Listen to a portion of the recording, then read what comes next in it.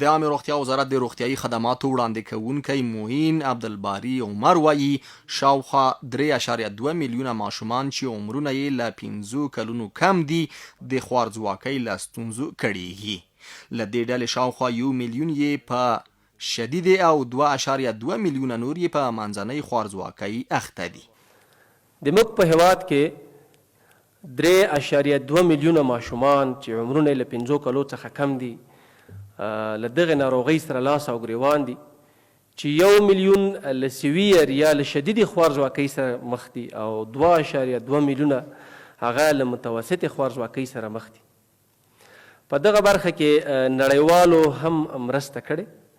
WHO WFP په همدې حال کې دغه وزارت معین وایي چې روغتیايي برخه کې نړیوالې مرستې کمې شوې او د روغتیا په برخه کې شته ستونزې نشي حلولای. روغتیا وزارت یا د صحت سکتور په داسې یو حالت کې په میراث پاتې شو چې د افغانستان د بچیانو یا دغه هیواد د وګړو صرف د معالجې د برخې یعنی د یو ناروغ د تشخیص او د درملنې د برخې مصارف د یو کال 2.3 میلیارد ډالرو ته رسیږي.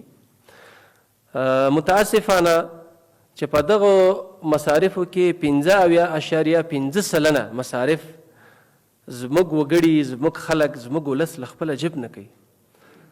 دا مصارف له خپل جیب نه کړي دي او اوس هم کوي. د عامه روغتیا وزارت د معین په وینا په تیرو 20 کلونو کې چې د روغتیا په برخه کې میلیونونه ډالر ښکته پورته کېدل روغتیايي سکتور ته چندان پاملرنه نه ده شوې او دغه پیسو زیاته برخه چور او تالان شوې ده.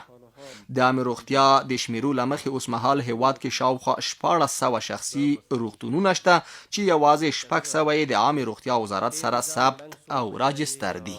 اسلامي امارت حاکم